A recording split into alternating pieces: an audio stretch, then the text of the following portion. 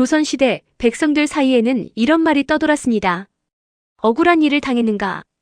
관아에 호소할 길이 막혔는가? 그렇다면 기다려라. 언젠가 허름한 삿갓을 눌러쓴 나그네가 나타나 그 억울함을 풀어줄 것이다. 그 나그네의 이름은 박문수. 세상 사람들이 어사 박문수라 부르던 그 사람입니다.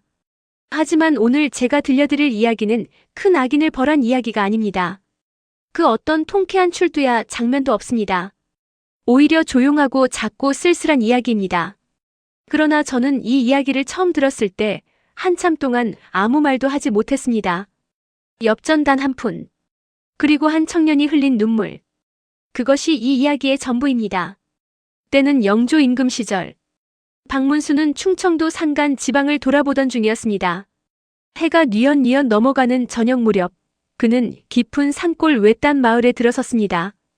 굽이굽이 산길을 따라 올라온 그곳에는 집이라 부르기도 민망한 초가 몇 채만이 흩어져 있었습니다.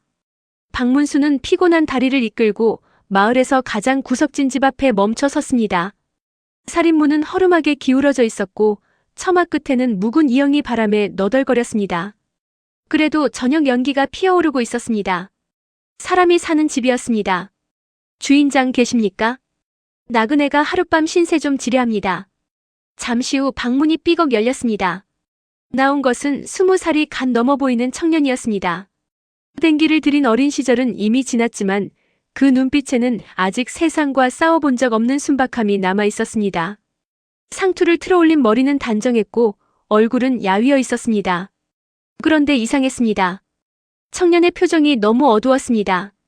낯선 나그네를 맞는 낯설미 아니었습니다. 무언가 깊은 수렁 안에 빠진 사람처럼 어딘가 먼 곳을 바라보는 눈이었습니다. 들어오십시오. 청년은 짧게 말하고 몸을 비켰습니다. 방 안에는 노모가 누워 있었습니다. 얼굴은 창백하고 숨소리는 가늘었습니다. 이불은 얇았고 방 안 공기는 습하고 차가웠습니다. 약 냄새가 희미하게 났습니다. 아직 약을 쓰고 있다는 뜻이었습니다. 박문수는 짐을 내려놓으며 조용히 눈을 감았습니다. 그는 오랜 경험으로 알고 있었습니다. 저 노모의 상태가 좋지 않다는 것을. 그리고 저 청년의 눈빛이 왜 저렇게 어두운지도 조금은 짐작이 갔습니다. 저녁밥은 말 그대로 변변치 않았습니다. 잡곡밥에 된장국 한 그릇. 청년은 어머니에게 먼저 밥을 올리고 자신은 박문수 곁에 앉아 거의 밥을 먹지 않았습니다. 무언가를 계속 생각하는 사람처럼 수저를 들었다 놓기를 반복했습니다. 박문수는 아무 말도 하지 않았습니다. 그저 묵묵히 밥을 먹었습니다. 나그네란 원래 그런 것입니다. 들어온 집의 사정을 묻지 않는 것. 그것이 예의였습니다. 밥상을 치우고 청년이 방에서 나간 뒤 박문수는 괴나리 보찜을 베개 삼아 누웠습니다. 그리고 눈을 감았습니다. 밤이 깊었습니다. 멀리서 부엉이 울음소리가 들렸습니다. 산골의 밤은 적막했습니다. 그 적막 속에서 박문수는 희미하게 느꼈습니다. 누군가가 조용히, 아주 조용히 움직이는 기척을. 그는 눈을 뜨지 않았습니다. 손끝이 보찜 근처로 다가왔습니다. 천천히 조심스럽게. 손이 떨리고 있었습니다. 박문수는 그 떨림을 느꼈습니다. 도둑의 손이 아니었습니다. 겁에 질린 손. 절박한 손이었습니다.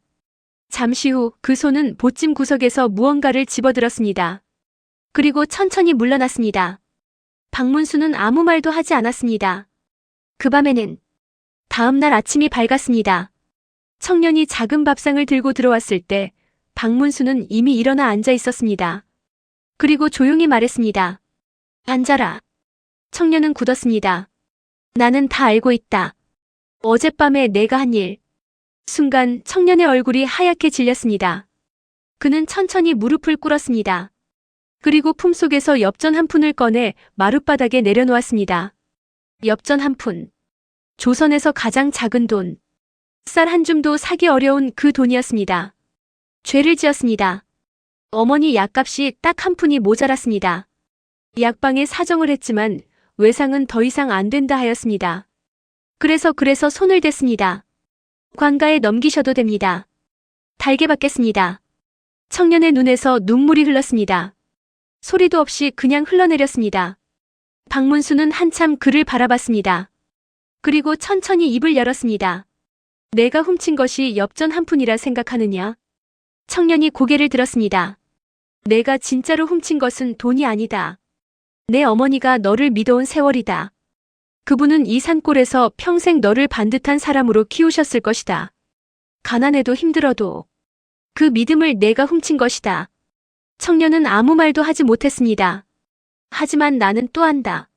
내가 이 짓을 하면서 얼마나 떨었는지, 손이 얼마나 떨렸는지, 그 떨림이 내 양심이 살아있다는 증거다. 박문수는 품속에서 은전 10량을 꺼냈습니다.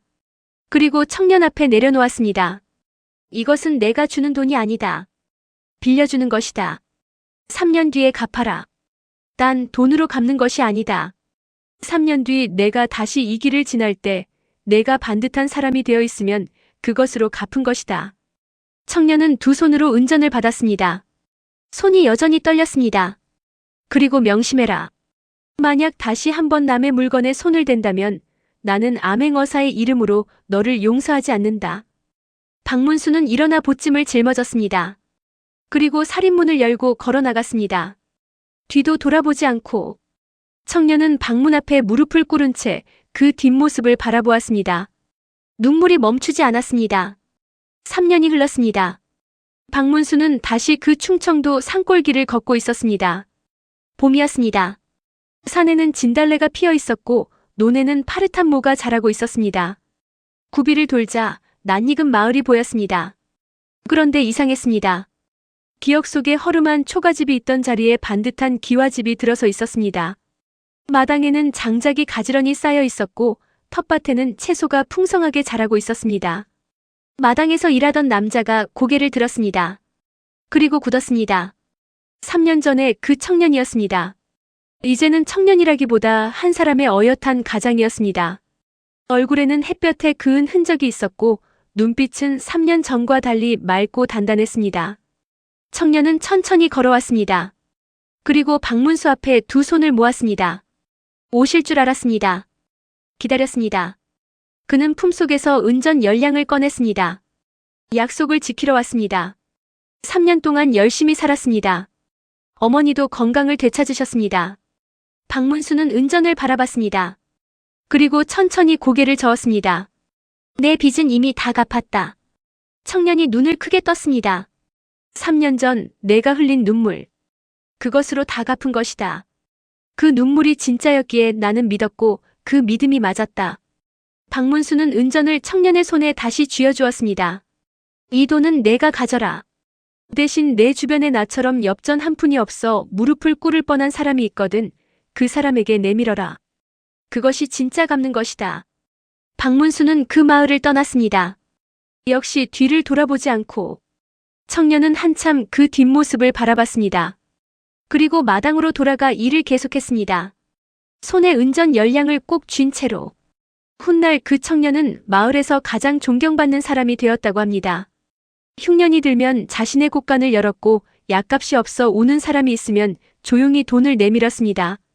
사람들이 왜 이렇게 하느냐고 물으면 그는 항상 같은 말을 했다고 합니다. 오래전에 나도 누군가한테 받은 것이 있어서요. 그 누군가의 이름을 그는 끝내 말하지 않았습니다. 박문수는 백성들 사이에서 오래도록 회자되었습니다. 탐관 오리를 혼내준 이야기도 억울한 누명을 벗겨준 이야기도 많습니다. 하지만 저는 생각합니다. 그 중에서 가장 박문수다운 이야기는 이것일지 모른다고. 엽전 한 푼을 훔친 손 떨리는 청년을 앞에 놓고 호통 대신 이렇게 말한 것. 내가 진짜로 훔친 것은 돈이 아니라 내 어머니가 너를 믿어온 세월이다. 그 말 한마디가 한 사람의 평생을 바꾸었습니다. 오늘 이야기는 여기까지입니다. 사람을 바꾸는 것은 벌이 아니라 그 사람을 믿어주는 눈빛이다. 구독과 좋아요 부탁합니다.